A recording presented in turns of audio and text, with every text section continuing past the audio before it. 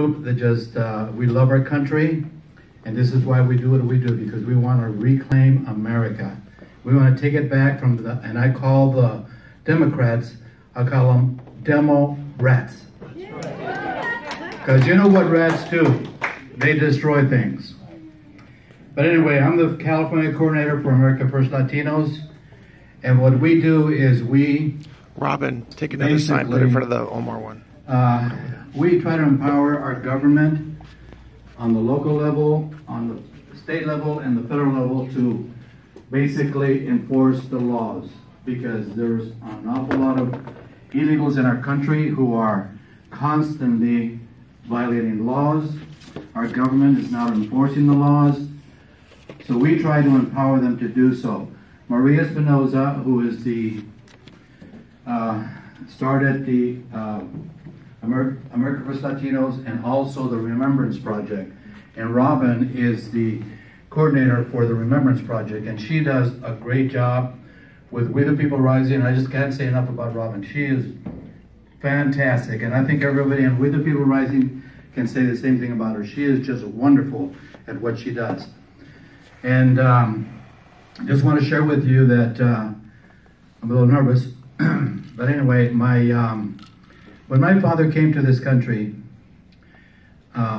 he met my mother. She was born in El Paso, Texas. My father was born in Durango, Mexico. When he came to this country, he joined the military, the Army. And this is how he became a legal citizen. He did it the right way. He didn't do it the way other people have done it. They just crossed the border and just live here. He did it the right way. He fought against Germany in the Second World War. And he was a medic, and he was a very proud American. And that's why I can say that I myself am a very proud American also, because he gave us a lot of morals and values. Growing up, he would tell me, if you're going to do something, do it right the first time, so you don't have to do it again. And I've always done that because this is what he told me to do. This is the morals and values that he gave me. He said, you gotta do things the right way, and this is what I've done all my life. I try to do things the right way. Also, I'd like to say something about my mother. She was a very, very loving mother, and she raised 2 daughters and 2 sons, and she did a great job of raising the 4 of us. And of course, we all loved her. And I have a lot of respect for women because of what they do, raising children while the men are working. And it's just wonderful, the job that they do, and they don't get enough credit for what they do. So I just want to share that with you.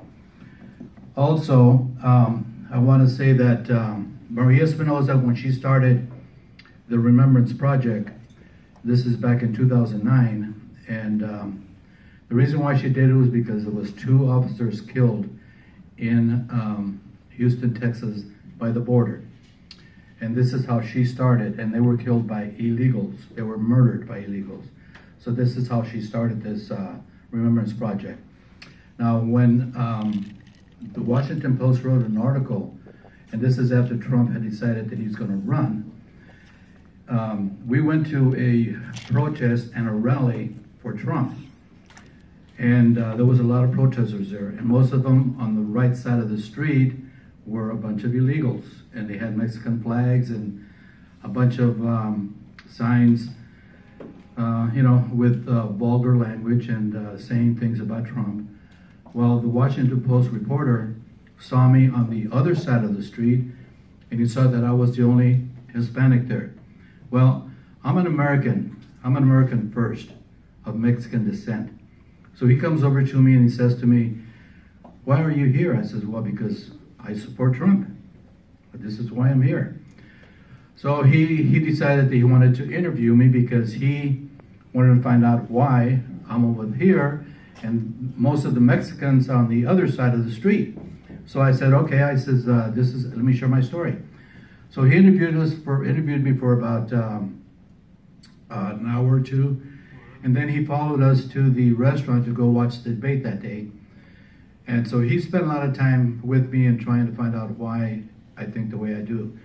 So when he wrote the article, he asked me one question. He says, do you believe that what Donald Trump says about Mexicans coming over and raping and killing Americans? I said, yes, it's true. But he says, I told him, you got to remember that all the men and women and children that are being murdered by illegals, nobody is writing about them. This is what Trump is talking about. He's talking about these illegals that come into our country, killing men, women, and children, and nobody's writing about it. Nobody's saying anything about it. And I said, this is what the message he's trying to get across. They are killing our American citizens, and nothing's being done.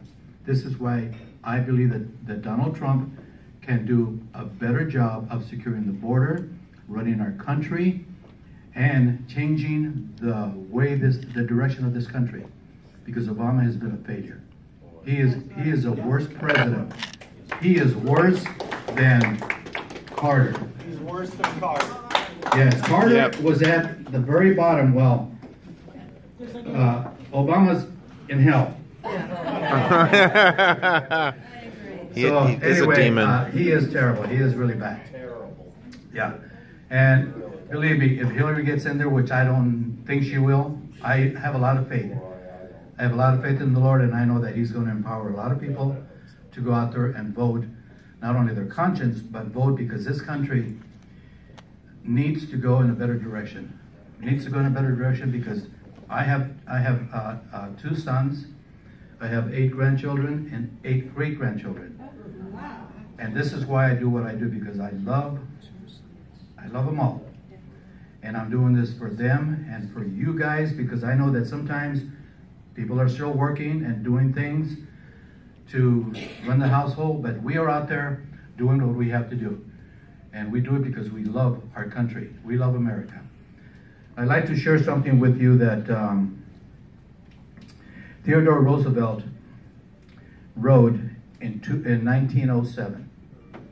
And I'm sure some of you have heard this before, but it's really great. He says, in the first place, we should insist that if immigrants who come here in good faith becomes an American, assimilates himself to us, he shall be treated on an exact equality with everyone else, for it is an outrage to discriminate against any such man because of creed or birthplace or origin. But this is predicated upon the person's becoming in every facet an American, nothing but an American. There can be no divided alliance here. Any man who says he is an American, but sometimes something else also isn't an American at all. We have but one flag, the American flag. We have room for but one language here, and that's the English language. And we have room for but one loyalty, and that is loyalty to the American people. And that to me is a great message that he sent. And he wrote this in 1907. And I think that it's a tribute to what we as Americans should be doing. We should remember that when people come to our country, they need to assimilate. They need to get used to our language, our ways. When I was in the military, I went to Germany, and I learned to assimilate to their way, their language, and I did that because I knew that I needed to assimilate with that, with the country and the way they did things, the food and everything about them, because it was my responsibility to get along with them and to learn their ways. And that's what people should be doing when they come to our country. They should be learning that we are Americans, the language is English, and this is what they have to do. They have to assimilate to our way of living. And they don't have to bring their damn American or Mexican flag with them, because if they want their flag, then go back to Mexico. Go back to Mexico. That's where it belongs, not here in our country. I've been to a lot of rallies where it just sickens me to see these people with different flags from different countries and not using the American flag. You know, when there's thousands and millions of Americans who have fought in the military or in different wars, and we need to pay honor to those Americans who have paid with their lives. This is why we should honor that American flag, and it should be, because that's what they fought for our freedoms and for our rights. Okay, thank you, folks. Am I doing okay? Raul, I want you to, Mike Pence did an excellent job defending the truth about Trump. When he made that comment, Mexico isn't sending their best people. Was he talking about all Mexicans? No, this is why when I made the comment to the Washington Post reporter, I said, Trump was talking about those people who are coming over illegally and murdering our men and women and children. That's what Trump meant. Not all Mexicans are bad. Not all Mexicans are coming to our country and not going through the proper and the right procedure. Some of them are getting in line and becoming legal. The point that I was trying to make is that when the reporter asked me that question, that's what I told him. But he didn't, when he wrote the article, it wasn't what I had said. He kind of twisted the words around so that it sounded like I was a racist. And I'm not a racist. I love everybody. I don't care, what you are, black, African American, Anglo, whatever. You're racist. I love people. I basically enjoy communicating with people of different races, because that's what we are supposed to do. I'm a Christian, and I love people, and that's what we're supposed to do. So we're supposed to be able to communicate with anybody and everybody, and sometimes it doesn't always work out that way. But also, I'd like to share with you. We have a lot of fun when we get together. In fact, I'm retired from the food industry. I used to work for Certified Grocers of California, and so I worked in the grocery industry and in the food industry. So now that I'm retired, I retired in 2003. I have a lot of fun because I have more time. I can do whatever I want to do. If I want to go and raise hell with some politicians that aren't doing their job, that's what I'm going to do. If I want to drive to Sacramento and raise hell some more with Ricardo Lara and whoever is violating our rights and our laws, I'm going to do that. Or I'm going to go, somewhere and try to introduce, like I was sharing with one of the gentlemen back there, one of our legislators from Sacramento, his name is Jay Obernolte, and we asked him to introduce a bill that's going to support the law enforcement, because they need to pass a law that's going to make that a hate crime. When you go after a police officer, you need to pay the price. And this is what he's gonna introduce a bill in December with the help of Robin and We the People Rising. We were able to have a meeting with him, and he was able to, he's gonna introduce it in December. So, what else? Let me ask this question. Okay. Trump was your first choice. Of course, from the beginning. And why? In the beginning, because there were 17. Right. When Trump first announced that he was going to run for president, I knew right away, because I know what kind of person he is. He's a very successful businessman. He does. I love the way he does things, because he has his way of doing things. And I knew that he was going to be a good guy, because he cares about people. He cares about the America that we all care about. We love this country, and that's what he does. He loves America, and he wants to change the direction of this country. He wants to turn it back for the people, so that we can do what we have to do to make it great again. This is what he says: make America great again.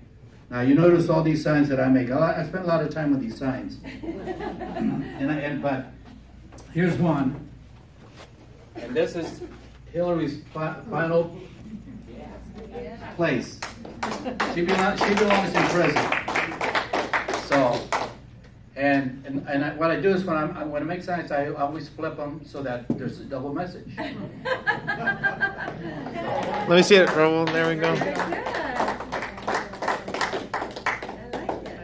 But, Awesome. it's great to when people are driving down the street and we're standing on the corner with these signs. They honk, and sometimes they give us their I call it their IQ or their age. They flip us off, you know?